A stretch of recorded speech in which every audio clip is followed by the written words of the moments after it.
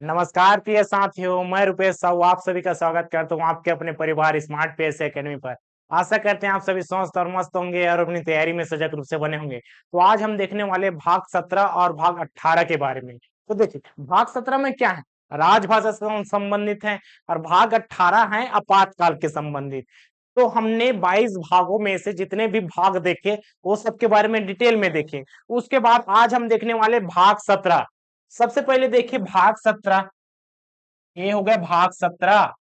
क्या है भाग 17 में, सबसे पहले क्या है, राजभाषा से संबंधित है जी। ये राजभाषा होती क्या है उसको देखेंगे। और उसके बाद जो भाग 18 में है, अभी तक हम आपातकाल की बात कर रहे थे, तो कौन से भाग में थे, यही भाग है भाग 18। तो देखिए, हर एक क्षेत्र का अपने भाषा होते हैं। जैसे कि हमारे क्षेत्र की भाषा हम बोली छत्तीसगढ़ी है, उसी प्रकार से पूरे भारत देश का अपना एक राजभाषा होगा। राष्ट्रभाषा की बात नहीं कर रहा हूं, क्योंकि अलग अलग राज्य में अलग अलग भाषा बोली है जी। इसलिए वहां पास क्या सबको मिलाकर एक तो नहीं किया जा सकता, जैसे नीचे वाला द्रविड़ियन भाषा है और ऊपर वाला कुछ अलग भाषा है। तो इस प्रकार से कहां पास क्या भाषा है, हमारे राज्य में कितने भाषाएं हैं वहां पास देखने को मिलेगा। तो 22 भाषाएं का संवैधानिक दर्जा प्राप्त हो चुका है। तो 22 भाषाएं ऐसे कौन कौन सी भाषाएं राजभाषा के अंतर्गत देखने को मिलेगा, भाग 17 में है। लेकिन अनुसूची भी याद रखना है, कौन से अनुसूची में है, तो 8वीं अनुसूची में है जी। इसका आर्टिकल सबसे पहले देखिए, अनुच्छेद कहां से लेकर कहां तक, तो 343 से लेकर कहां तक, 351 तक है जी। ठीक है, भाग 17। और उसी प्रकार से देखिए आपातकाल। आपातकाल हमने अभी तक 3 आपातकाल देखे हैं और 3 आपातकाल होते हैं, इसलिए हमने 3 आपातकाल को देखा है। एक पहला राष्ट्रीय आपातकाल। अब राष्ट्रीय आपातकाल होता है क्या, इसके बारे में देखने को मिलेगा। दूसरा क्या, राष्ट्रपति शासन, और इसी को बोलते हैं संवैधानिक आपातकाल भी बोलते हैं जी, राज्य का आपातकाल बोलते हैं।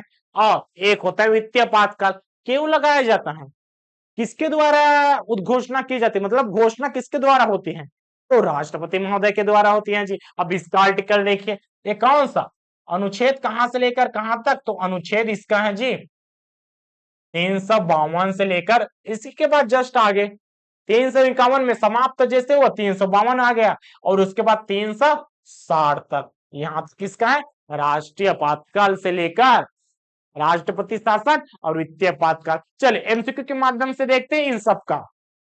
पहला क्वेश्चन क्या कहता है, पहला क्वेश्चन कहता है संविधान में कौन सी अनुसूची की बात करता है। देखिए, हमारे संविधान में कितनी अनुसूचियां हैं, मूल संविधान में 8 थी।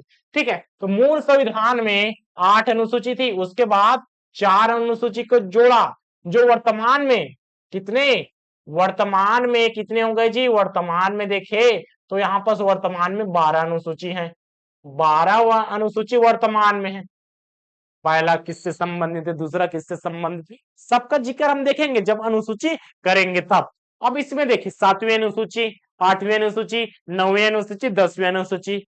तो चलिए ऊपर का नहीं देखते, लेकिन नीचे का तो समझ में आना चाहिए, क्योंकि अब हमारे क्वेश्चन में आ गए जी। तो यहाँ भाषाओं से संबंधित है, तो भाषा से संबंधित है तो यहाँ पर देखिए हम ऑप्शन को ही देख लेते हैं। 7वीं अनुसूची कौन सा, सूचियों से संबंधित केंद्र, राज्य व समवर्ती सूची।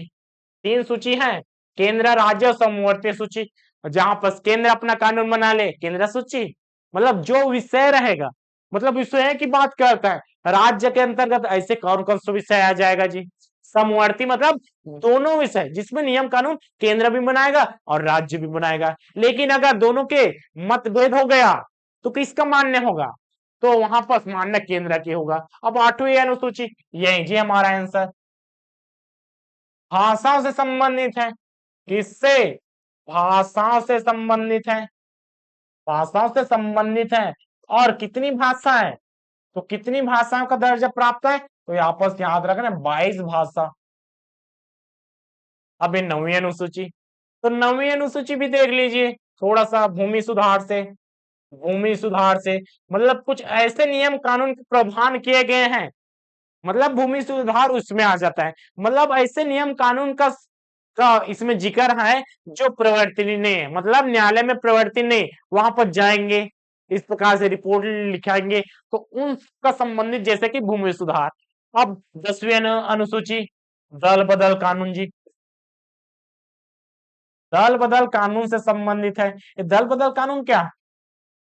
दल बदल कानून विरोध, दल बदल विरोध कानून भी बोल सकते हैं।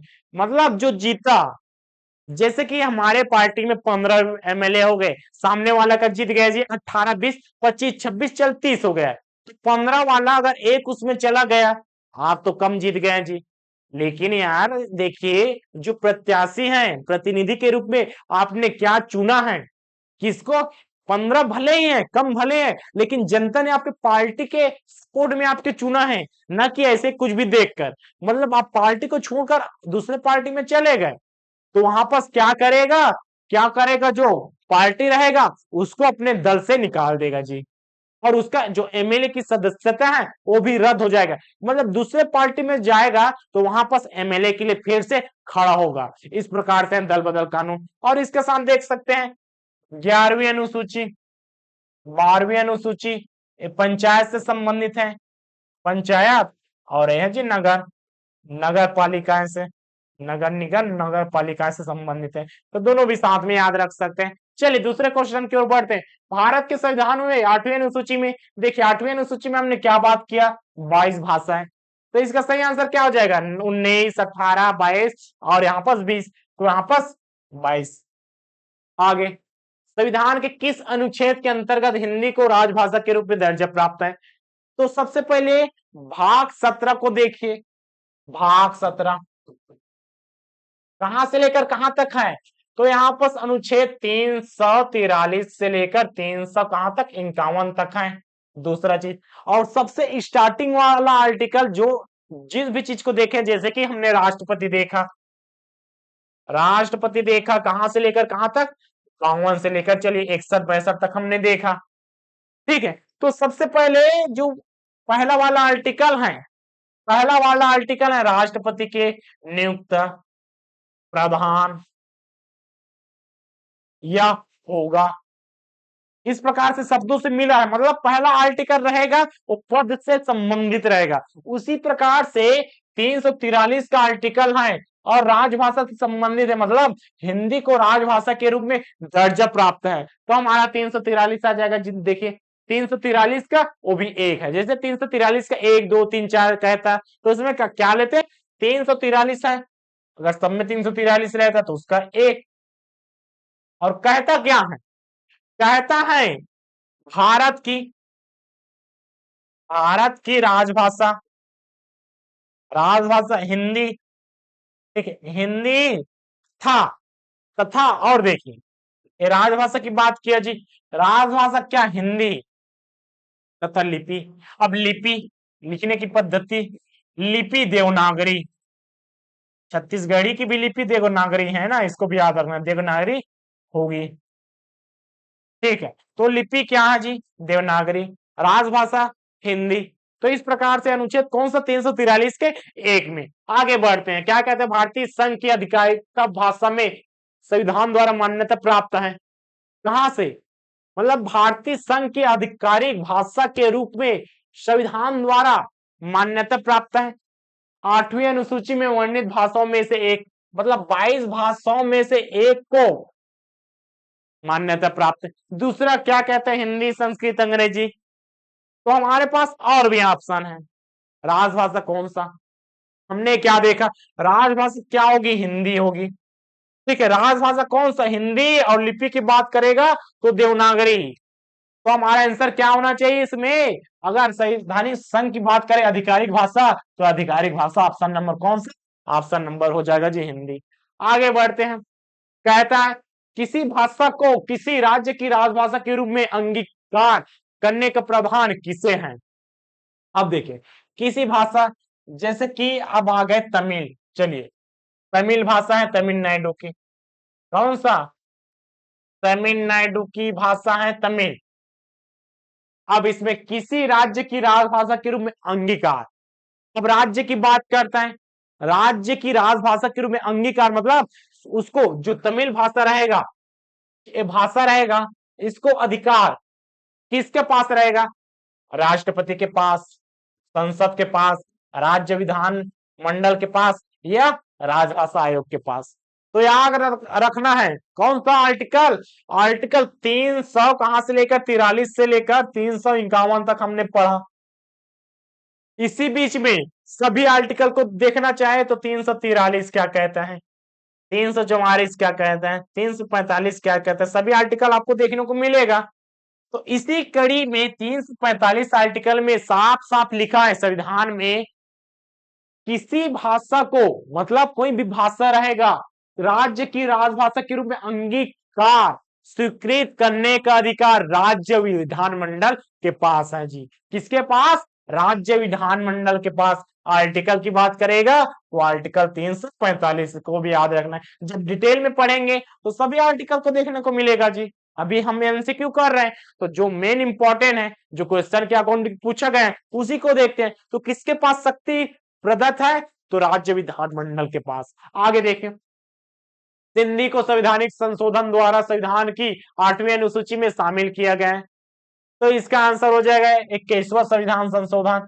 मतलब स्टार्टिंग में इतना भाषा नहीं थी, सभी भाषा को संविधान संशोधन के तहत जोड़ा गया। तो स्टार्टिंग में इतना नहीं था, 22 नहीं था, 22 नहीं था, पहले 14 था, उसके बाद जोड़ा गया जी, धीरे धीरे 15 कर दिया गया। इस प्रकार से बढ़ते बढ़ते वर्तमान में कितने हो गए? वर्तमान में 22 हो गए। तो सभी संविधान संशोधन आपको देखने को मिलेगा। कौन सा संविधान संशोधन के तहत किसको जोड़ा गया जी? सिंधी को, कुंकड़ी को, इस प्रकार से और भी चीज देखने को मिलेगा। आगे देखते हैं, 1955 में गठित राजभाषा आयोग के प्रथम अध्यक्ष कौन थे? तो भाषा को देना है राजभाषा के रूप में, मतलब भाषा को प्रमाण करना है तो एक गठन बनाएगा। तो उस गठन में गठित राजभाषा आयोग, इसका नाम दिया गया राजभाषा आयोग। तो राजभाषा आयोग नाम दिया गया। पहला चीज याद रखना। गठन कब हुआ जी? इसका गठन याद रखना, गठन 1955 में हुआ। दूसरा चीज और भी याद रख सकते हैं, कौन सा? जो इसके प्रथम अध्यक्ष रहेगा। कौन सा? प्रथम अध्यक्ष की बात करेगा। ठीक है, तो प्रथम अध्यक्ष कौन है? बाल बाल गंगाधर खरे। और ऑप्शन में क्या क्या दिया रही है? बाल गंगाधर खरे, बाल गंगाधर तिलक। ये तो सरल है, ये ऑप्शन सरल है, आपको पता होना चाहिए। इसी को दिया जी बी जी खरे। देखिए ऑप्शन नंबर कौन सा? ऑप्शन नंबर 1 बी जी खरे, बी कृष्णा, उसके बाद जी वी मिल चंद्रानी, एक बार नारायण। तो इसका सही आंसर क्या हो जाएगा? बाल गंगाधर खरे। ये याद होना चाहिए। लास्ट में क्या है जी? खरे है, मतलब खड़े खड़े क्या कर दिए? राजभाषा का निर्माण कर दिया, आयोग का गठन कर दिए। आगे बढ़ते हैं, भारत की राजभाषा क्या होगी? देखिए राजभाषा की बात करेगा तो आर्टिकल आपको याद होना चाहिए 343 है जी। उसके आर्टिकल 343 के 1 के तहत कहता है भारत की राजभाषा क्या है? भारत की राजभाषा क्या होगी? हिंदी। हिंदी। और लिपि की बात करेगा, लिपि क्या होगा? तो देवनागरी। ये दोनों चीज प्रॉपर रूप से याद होना चाहिए। भारत की राजभाषा की बात करेगा तो हिंदी लेना है, और लिपि की बात करेगा तो क्या? देवनागरी। तो देखिए हिंदी अंग्रेजी, हिंदी व अंग्रेजी, इसमें कंफ्यूजन ज्यादा होता है क्योंकि न्यायालय में अंग्रेजी को स्वीकार किया जाता है जी। वैसा नहीं, राजभाषा की बात करेगा संविधान में जो लिखा रहेगा। वैसे में तो भारत का तो बहुत सारे नाम है, हिंदुस्तान है जी, आर्यवर्त है, तो सभी नाम ऐसा है क्या? नहीं। तो कहां पास है? आर्टिकल कौन सा? आर्टिकल 1। ठीक है, भारत अर्थात राज्यों का समूह, भारत तथा इंडिया, इंडिया अर्थात भारत। इस प्रकार से इंडिया और भारत दो नाम का जिक्र है, तो संवैधानिक रूप से दो नाम है जी। उसी प्रकार से यहाँ पर भारत की राजभाषा के रूप में सिर्फ हिंदी को लिया गया है। राजभाषा क्या? हिंदी। और लिपि कौन सा? देवनागरी। आगे बढ़ते हैं, कहते हैं भारतीय राज्य नागालैंड की आधिकारिक भाषा क्या है? तो देखिए सबसे ज्यादा कंफ्यूजन वाला कौन सा? नागा शब्द से है जी, नागा या मितई। बहुत ज्यादा कंफ्यूजन इसमें है, लेकिन याद रखना है इसका जो आधिकारिक भाषा है वो है अंग्रेजी का, इसलिए इंपॉर्टेंट है जी। आप दूसरे राज्य का पूछेंगे आसानी से बता पाएंगे। तमिलनाडु का तमिल, इस प्रकार से कह दिया जी, ऊपर वाले के पहाड़ी, सिंधी का सिंधी, इस प्रकार से सभी राज्य का एकदम क्लियर है। लेकिन इसके नाम में ही कंफ्यूजन है। नागालैंड है तो क्या होना चाहिए सर? तो राजभाषा इसका आधिकारिक आधिकारिक की बात कर रहा है, और आधिकारिक में क्या है? आधिकारिक में जी अंग्रेजी, याद होना चाहिए अंग्रेजी। कंफ्यूजन वाला बीसी नहीं डालना है। आगे बढ़ते हैं। कहता है संविधान के किस अनुच्छेद में, कौन सा संविधान के किस अनुच्छेद में यह व्यवस्था किया गया है कि प्रत्येक राज्य शिक्षा के प्राथमिक स्तर पर मातृभाषा में शिक्षा की पर्याप्त सुविधाओं को उपलब्ध कराने का क्या हो जाएगा? प्रयास करेगा। पहले नहीं था, पहले इसके बारे में कोई जिक्र नहीं था। संविधान संशोधन के बारे में संविधान संशोधन करके इसको जोड़ा गया आर्टिकल में। ठीक है, अब यही चीज है, आर्टिकल हमें बिल्कुल भी याद नहीं, हमें आर्टिकल अनुच्छेद बिल्कुल भी याद नहीं, एक कहां पर इसका उल्लेख है। लेकिन संविधान में संशोधन करके, जैसे कि शिक्षा के प्राथमिक स्तर में मातृभाषा, मतलब छत्तीसगढ़ी भाषा पहले था क्या शिक्षा के में? नहीं था, पहले क्या था? हिंदी था, पहले हिंदी था और अंग्रेजी था। इस प्रकार से अंग्रेजी दो इसे पढ़ते थे। अब देखिए अब क्या हो गया, अब हम छत्तीसगढ़ी भी पढ़ने लगे हैं, छत्तीसगढ़ी। ठीक है, आप बच्चे के किताबें में देख सकते हैं, जिसके घर में बच्चे हैं वो देखेंगे, और जिसके घर में नहीं बगल वाले के घर में जाकर देखिए। मतलब बच्चे के किताबें में देखिए छत्तीसगढ़ी का एक बुक दिया जाता है और इसका अध्ययन कराया जाता है, जोड़ा गया है। बाद में जोड़ा गया है जी, क्या हम एक चीज जानते हैं? बाद में, बाद में मतलब संविधान संशोधन करके, संशोधन करके इसको ऐड कर दिया गया है। आर्टिकल हमें याद नहीं है, लेकिन एक चीज याद होगा, इसको संविधान संशोधन करके जोड़ा गया है। इसका मतलब जो मूल आर्टिकल होगा, देखिए मूल आर्टिकल 3 मूल आर्टिकल है, जिसमें ना एक लगा है ना ABCD कुछ नहीं लगा है। वो मूल आर्टिकल 395 वही है, 1 से लेकर 395। जैसे कि हमने 51 में क्या देखा था? आर्टिकल 51 में देखा था जी, क्या? राज्य के नीति निर्देशक तत्व के बारे में। ठीक है, अब 36 से लेकर 51 तक हमने राज्य के नीति निर्देशक तत्व को देखे थे, 36 से लेकर 51 तक। और 52 के बाद क्या आ गया जी? 52 के बाद 151 तक क्या आ गया? भाग 5 आ गया, राष्ट्रपति। उसके बाद मूल कर्तव्य के जोड़ना था, तो इसी बीच में देखिए 51 का एक कर दिए और इसी में मूल कर्तव्य के जोड़ दिए गया। अब उसी प्रकार से जब जोड़ा गया तो कुछ ना कुछ बाद में लगाया जाता है, तो हमारा आंसर क्या हो जाएगा? हमारा आंसर ये वाला हो गया। अनुच्छेद कौन सा? 350। हमें आर्टिकल याद नहीं है, फिर भी हमने आंसर सही तरीके से लगा लिया, क्योंकि हमें पता चल गया जी पहले हिंदी छत्तीसगढ़ी। ठीक है, छत्तीसगढ़ी अभी ऐड हुआ, मतलब जो भी ऐड होगा संविधान में संशोधन के द्वारा ही ऐड होगा, और जो ऐड होगा उसमें कोई ना कोई लगा रहेगा जी, जैसे 350A, 350 का B, इस प्रकार से जुड़ा रहेगा, मतलब जोड़ा जाता है। आगे देखिए, अब आर्टिकल भी याद रख सकते हैं, 350 का A, अब हमने समझने के लिए बता दिया। अब आर्टिकल भी याद होना चाहिए, 350 का एक के तहत जो मातृभाषा है प्रारंभिक स्तर में, मतलब स्टार्टिंग में जोड़ा गया जी। आगे बढ़ते हैं। कहता है भारत का राष्ट्रपति किस प्रकार के आपातकाल की उद्घोषणा कर सकता है? तो देखिए आपातकाल की संख्या कितनी है जी? आपातकाल की संख्या है यहाँ पर आप देख सकते हैं 3, राष्ट्रीय आपातकाल, राज्य संवैधानिक आपातकाल, वित्तीय आपातकाल। तो हमारा सही आंसर क्या हो जाएगा? हमारा सही आंसर इनमें से सभी, भाग 18। कौन सा? यहां पर याद रखना, भाग 18। 3 प्रकार के आर्टिकल, आर्टिकल कहां से लेकर कहां तक? तो यहां पर 352 से 360 तक है जी। अब 3 भाग में बांट लेते हैं। कौन कौन सा? सबसे पहले देख सकते हैं, यहां पर देख सकते हैं पहला चीज कौन सा हो जाएगा जी? राष्ट्रीय आपातकाल। कौन सा? राष्ट्रीय आपातकाल, आपातकाल।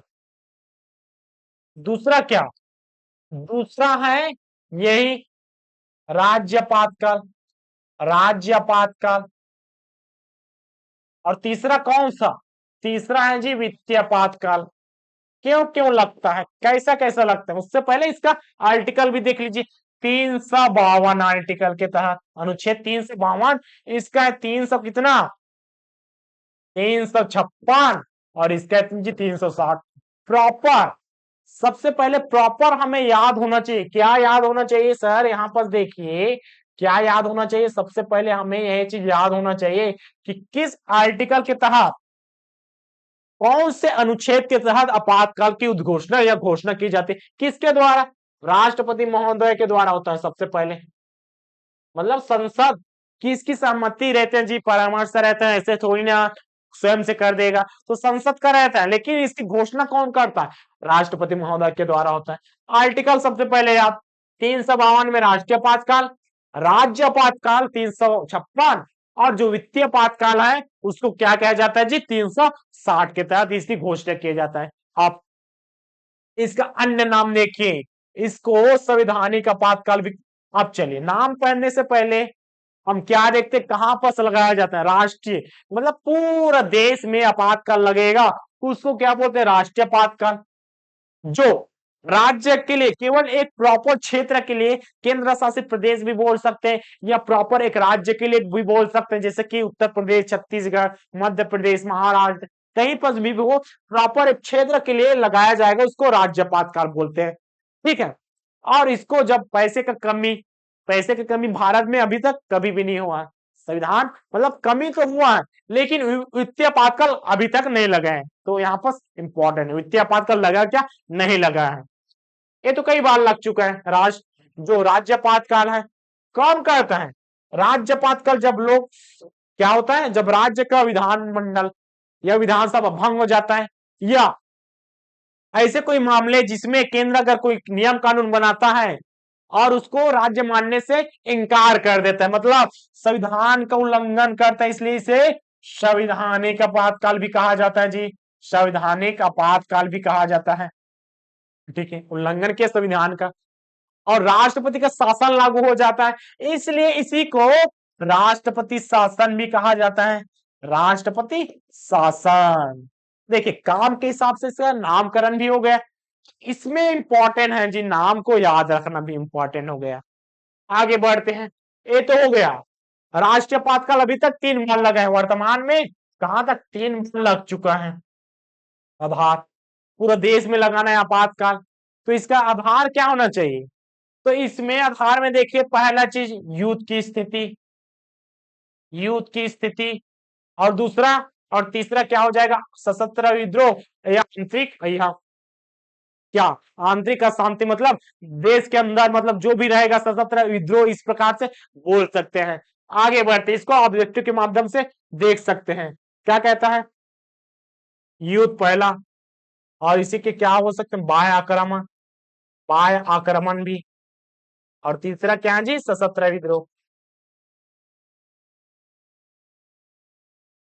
आगे बढ़ते हैं क्वेश्चन में, संविधान के किस अनुच्छेद के तहत, इतना बेसिक इंपॉर्टेंट, और भी बहुत सारे चीज है जो आपके एमसीक्यू के माध्यम से देखने को मिलेगा, और डिटेल क्लास में भी हम देखेंगे आपातकाल के बारे में, पूरा डिटेल कहां से लेकर कहां तक क्या होता है, लाया कब तक चालू रहेगा देश में, और कितने समय तक चालू रहेगा, अगर चालू है तो कितने माह के भीतर, जैसे रेवेन्यू करते हैं ना जी, अपडेट हो गया, अपडेट बीच में कराते रहिए, रिचार्ज बीच बीच में कराते रहिए, उसी प्रकार से इसकी अवधि क्या रहने वाले, 6 महीने होता है, इसको भी याद रखना है।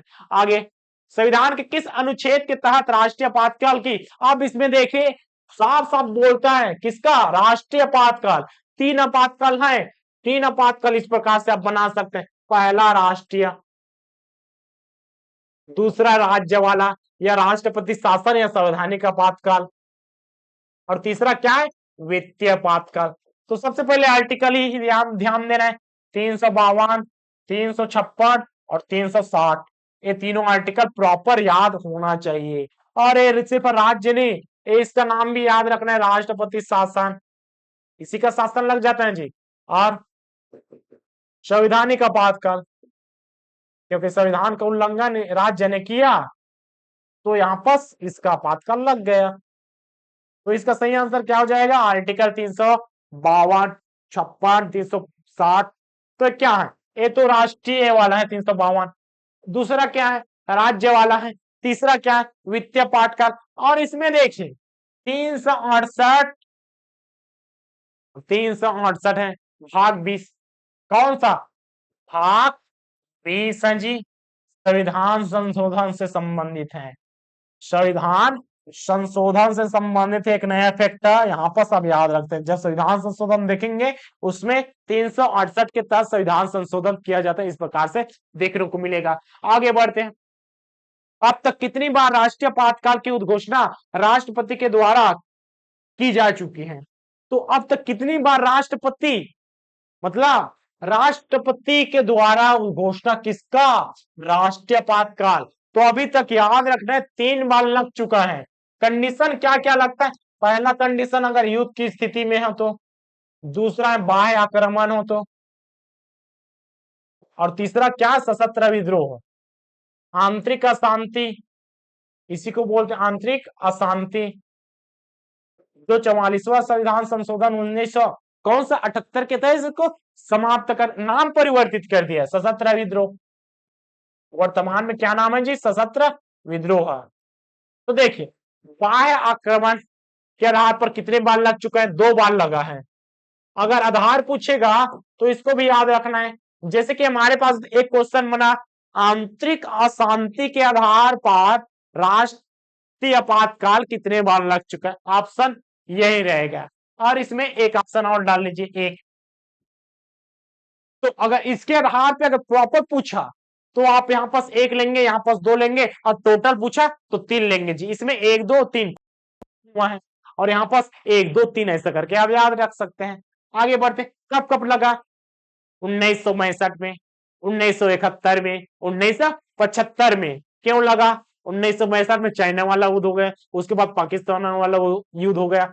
तो इस प्रकार से ऐसे मामले हैं जिसमें 3 बार राष्ट्रीय आपातकाल लगा गया है। आपको याद रखना है कब कब, 1962, 71 और 75, 3 स्थिति में 3 समय में लगा है जी। और इसी के दौर पे आपको देखने को मिलेगा इस प्रकार, मतलब इस समय जो राष्ट्रपति थे कौन थे, नया फैक्ट है। तो यहाँ पास कौन थे जी, कौन होना चाहिए, क्वेश्चन में देख लेते हैं ना।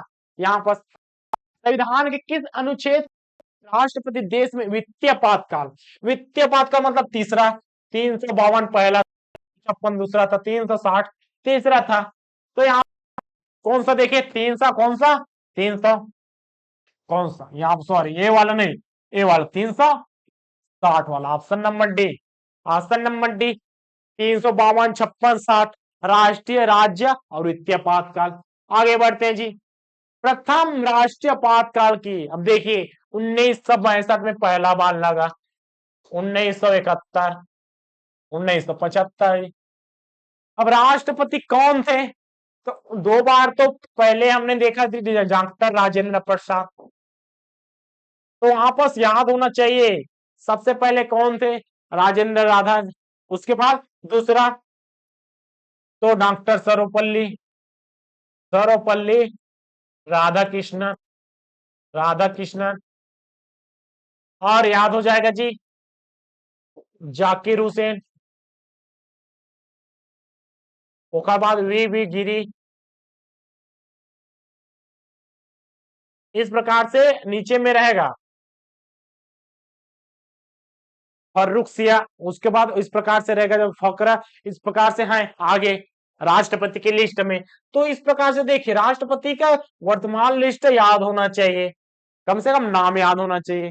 कौन कितने बार बना, ये 2 बार बना, 1950 में तो बना, जब संविधान जब लागू हुआ 26 जनवरी, कब, 26 जनवरी 1950 को, तो स्थायी रूप में राजेंद्र प्रसाद को बना दिया गया। ठीक है, अब यहाँ पास कब बना, तो कब बना, जब 11 दिसंबर 1946 में है, उस समय इसको स्थायी अध्यक्ष के रूप में बना दिया गया और राष्ट्रपति के रूप में दर्जा प्राप्त हो गए जी। इस प्रकार से समझ सकते हैं। लेकिन 1952 में आम चुनाव हुआ, 2 बार बना, 1965 तक रहा जी। उसके बाद 1962 से क्या हो गया, ये अगला राष्ट्रपति बनेगा क्या? बिल्कुल बनेगा जी। तो इस प्रकार से देखिए इस समय कौन था? डॉक्टर कौन सा? डॉक्टर सर्वपल्ली राधाकृष्णन। ऑप्शन देखिए, ऑप्शन नंबर बी। आगे बढ़ते हैं जी, आप ए वाला। अगला, राष्ट्रीय पातकाल की उद्घोषणा को संसद के समक्ष उसकी स्वीकृति हेतु रखा जाना आवश्यक है। कितने माह के भीतर? जैसे कि राष्ट्रीय पातकाल लग गया, उसके बाद संसद के समक्ष उसकी स्वीकृति हेतु, मतलब संसद की स्वीकृति चाहिए। पूरा देश में आप राष्ट्रीय पातकाल लगा रहे हैं तो संसद की स्वीकृति चाहिए कि नहीं? बिल्कुल चाहिए। तो यहाँ पर कितना माह के भीतर होना चाहिए? तो स्वीकृति याद रखना, 1 माह के भीतर स्वीकृति प्राप्त हो जाना चाहिए, या 1 माह के भीतर, 1 माह के अंदर स्वीकृति संसद का होना चाहिए। आगे बढ़ते हैं जी, राष्ट्रीय पातकाल की अधिकतम अवधि की सीमा क्या होती है? तो जो राष्ट्रीय आपातकाल की अधिकतम अवधि की बात करेगा तो इसका अवधि क्या हो जाएगा? अभी तक हमने देखा है 5 साल। 5 साल और क्या है, सभी वो चीज का है, क्या बोलते हैं, विधानसभा, लोकसभा, इस प्रकार से जितने भी हैं कार्यकाल की बात करें तो यहाँ पर राष्ट्रपति, राज्यपाल, मुख्यमंत्री, प्रधानमंत्री, उसका है 5 साल। अब इसमें आपातकाल की बात करते हैं तो राष्ट्रीय आपातकाल की अधिकतम अवधि कोई निर्धारित है क्या? 2 वर्ष, 3 वर्ष, 5 वर्ष? कोई सीमा, इसका कोई समय सीमा नहीं है। क्या है जी? इसका कोई समय सीमा निर्धारित नहीं है, लेकिन प्रति 6 माह के भीतर, मतलब प्रति 6 माह में इसका रिन्यू, मतलब संसद में फिर से 6 माह के बाद, ठीक है, 6 माह के बाद इसका फिर से बताना चाहिए कि इसमें और लगेगा और बढ़ते जाएगा। इस प्रकार से इसकी कोई सीमा निर्धारित नहीं है, लेकिन याद होना चाहिए 6 माह के, मतलब प्रति 6 माह में इसको संसद में फिर से पारित होना चाहिए। मतलब 6 माह हो गया जी, फिर अगले 6 माह के लिए, इस प्रकार से कंटिन्यू चलता रहेगा जब तक ये चीज बंद ना हो जाए। आगे बढ़ते हैं, क्या कहते हैं, राष्ट्रीय आपातकाल में संविधान की संघित प्रकृति, मतलब जो संघ का रहेगा, केंद्र का प्रशासन है, उसमें क्या प्रभाव पड़ता है? राष्ट्रीय आपातकाल पूरे देश के लिए लग गया। कौन लगाता है? संसद।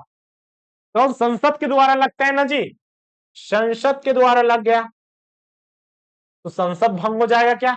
यही खुद लगाने वाला है तो भंग होगा क्या? नहीं, इसका शक्ति बढ़ जाएगा,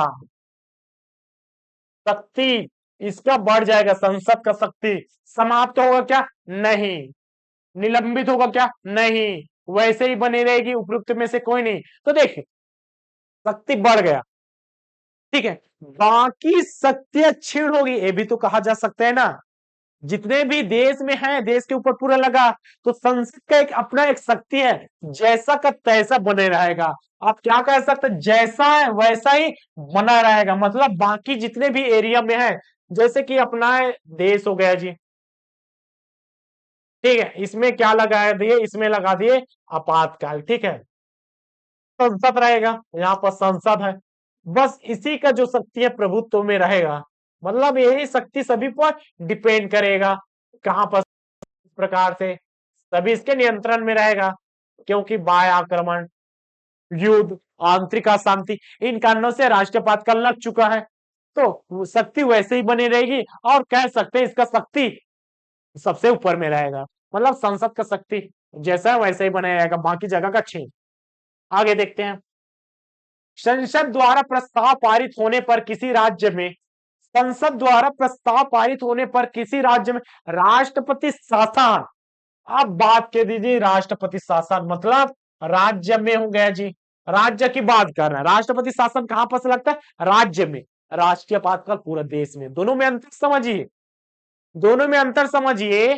क्या बोलते हैं जी, यहां पर देखिए, बोलता है, बोलता है जो राष्ट्रपति हमने देखा, 3 देखा है, राष्ट्रीय आपातकाल ये कहां पर लगा? ये लगा जी संपूर्ण देश में। कहां पर? पूरे देश में लगा, पूरे देश में लगा, लेकिन इसका प्रभाव कहां पर? केवल क्षेत्र विशेष में, केवल क्षेत्र विशेष या राज्य, मतलब एक विशेष क्षेत्र में इसका प्रभाव रहेगा।